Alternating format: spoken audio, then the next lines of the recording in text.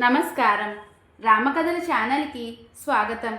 ఈరోజు మనం శ్రీరాముడు అడవి మృగముల అలజడకు కారణం తెలుసుకోమని లక్ష్మణుని ఆదేశించుట అనే విషయం గురించి తెలుసుకుందాం. సీతారాములు చిత్రకూట పర్వతమున ప్రకృతి అందాలను చూస్తుండగా హఠాత్తుగా అచ్చటికి చేరుచున్న భరతుని సేనల సవ్వడులు, రథముల కోలాహల ధ్వనులను విని వనమునందలి మృగములు భయపడి పరుగు తీశాయి. ఇది గమనించిన రాముడు లక్ష్మణుడితో, ఏం ఆశ్చర్యము, గంభీరమైన మహాధ్వని వినబడుచున్నది, గమనింపుము. మృగములు భయపడి పారిపోతున్నాయి.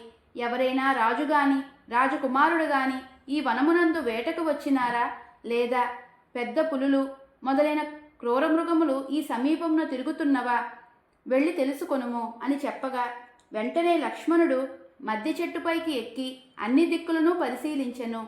ఉత్తర దిక్కున తన దృష్టిని నిలిపి చూడగా ఒక మహాసైన్యము కనిపించెను. అప్పుడు లక్ష్మణుడు రాముడితో చతురంగ బలములతో కూడిన సైన్యం గురించి, రథంపై ఎగురుచున్న ధ్వజపతాకాల గురించి వివరించెను. అన్న, నిత్యాగ్నిహోత్రములను చల్లార్చుము. హోము పొగను బట్టి శత్రువులు ఇక్కడికి రావచ్చు. సీతాదేవిని గుహలో భద్రంగా ఉంచుము. ధనుర్బాణములతో సిద్ధంగా ఉండు అని చెప్పగా రాముడు, లక్ష్మణ, ముందు ఆ సైన్యం ఎవరిదో పరిశీలించి చూడుము అనగానే లక్ష్మణుడు కోపంతో, రామ, ఈ సైన్యం భరతునిదే. అతను అయోధ్యలో రాజ్యాభిషిక్తుడై తన రాజ్యాధికారమును శాశ్వతంగా నిలుపుకోవాలని మనల్ని చంపుటకై ఇక్కడికి వస్తున్నాడు. ఇతని వల్లనే కదా నీవు రాజ్యాధికారమును శాశ్వతంగా కోల్పోయినావు. అట్టి భరతుడు ఇక నా చేతిలో మరణించుట తప్పదు. రామ, భరతుణ్ణి చంపుట దోషంగా నేను భావించను.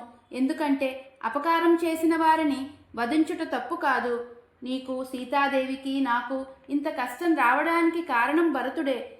నా చేతిలో మరణించిన భరతుణ్ణి చూసి కైకేయి కుళ్ళి కుళ్ళి దుఃఖించును. నేడే కైకేయిని, మందరను వధించి తీరెదను. ఈ భూమండలమునకు పాప విముక్తి కలిగించెదను. రామ, ఇప్పటి వరకు ఎన్నో అవమానాలు భరించితిమి. ఇక లాభం లేదు. ఈ శత్రు సైన్యమును నాశనం చేస్తాను.